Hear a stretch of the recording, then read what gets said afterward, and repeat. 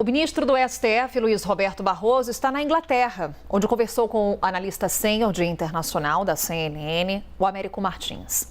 O ministro comentou sobre os atos criminosos de 8 de janeiro. Disse que a data revelou um país com capacidade de reagir aos ataques às instituições. Olha, o fato específico eu não vou comentar porque eu não conheço de conhecimento próprio, não vi os elementos e há um processo em curso. Mas que houve um processo histórico no Brasil em que se voltou a falar da quebra da legalidade constitucional, evidentemente isso ocorreu. Eu costumava dizer, quando as pessoas me perguntavam, o senhor tem temor de um golpe? Eu dizia não, mas o número de vezes que tem me perguntado isso já está me deixando preocupado. E, na verdade, eu nem exacerbava o temor de um golpe, que era para não dar credibilidade a uma alternativa fora da Constituição que eu considerava inaceitável. Mas, infelizmente, essa chama golpista, tanto em civis e militares, foi reacendida no Brasil recente. Eu acho que, felizmente, nós conseguimos apagá-la.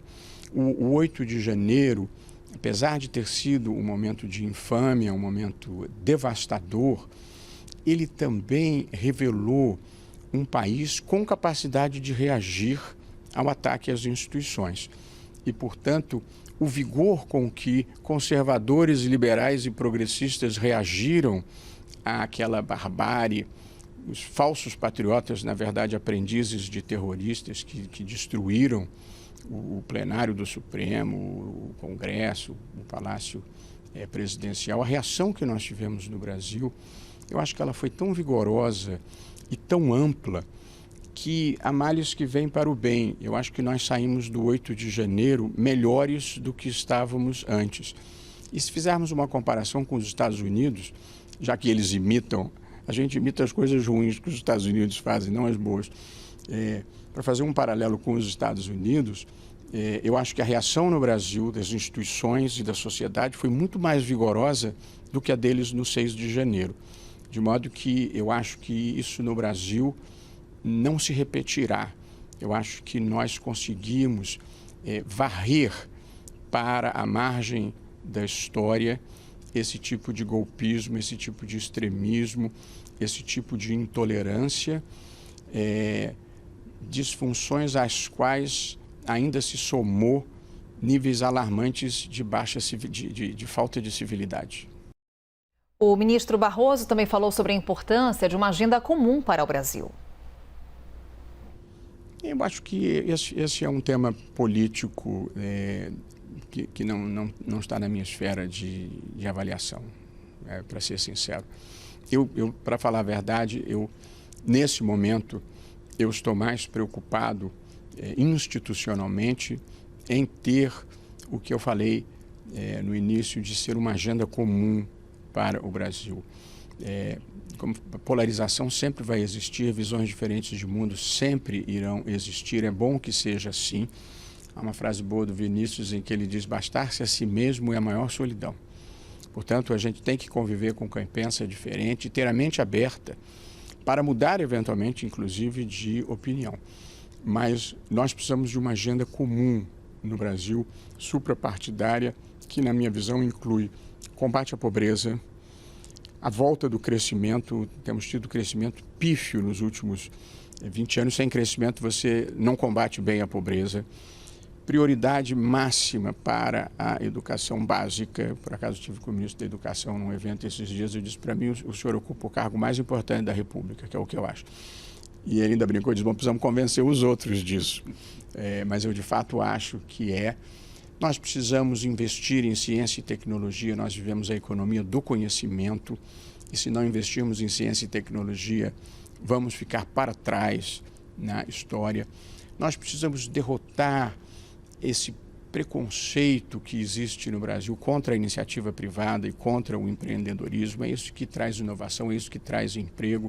O Estado é importante para prestar serviços públicos essenciais, para criar redes de proteção social para quem precisa, mas a história demonstrou que a livre iniciativa é que produz verdadeiramente riqueza e crescimento. Nós temos pautas importantes sociais de investimento em saneamento básico e habitação popular, que são pautas simultaneamente de crescimento e pautas sociais. Nós precisamos de uma reforma tributária urgente, o Congresso tem que destravar isso, porque o sistema tributário brasileiro é concentrador de renda e é o mais complicado do mundo. A litigiosidade tributária no Brasil é inacreditavelmente ampla.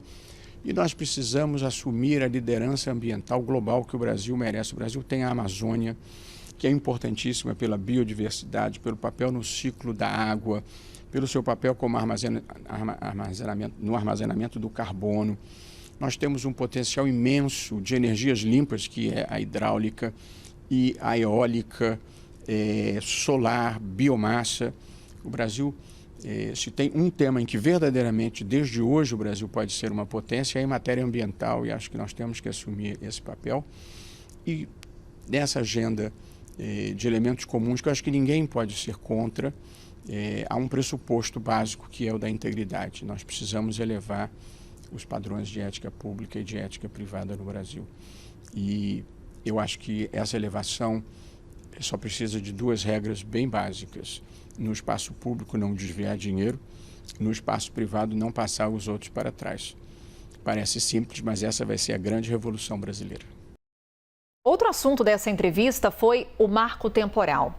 O ministro Luiz Roberto Barroso disse que não existe dualidade entre ser a favor do meio ambiente e das comunidades indígenas e ser contra o agronegócio.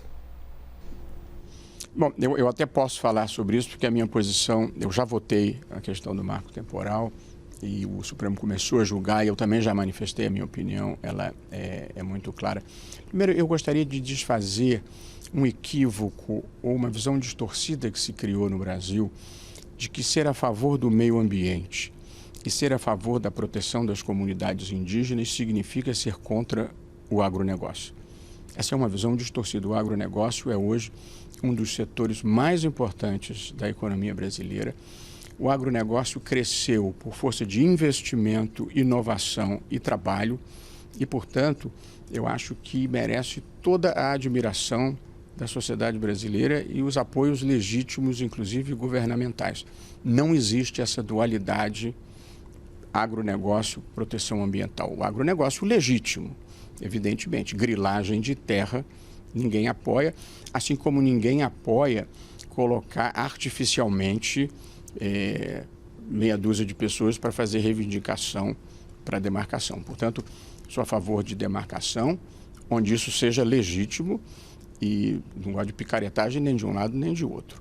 Agora, a questão do marco temporal é a seguinte: onde as comunidades foram desapossadas, geralmente por violência ou ameaça, e conservaram historicamente uma persistente reivindicação sobre a área, elas têm o direito. Se houver, em alguns lugares, não todos, em muitos lugares há grileiros e pessoas, mas em alguns lugares há pessoas que lá se estabeleceram de boa fé. Essa é a situação mais delicada, onde você tem pequenos agricultores em áreas que vieram a ser demarcadas. Essa questão está posta perante o Supremo, de modo que essa eu não posso antecipar a minha posição de qual solução me parece justa. Mas a ideia do marco temporal, de que só tem direito se estava lá em 5 de outubro de 88, não tem o meu apoio.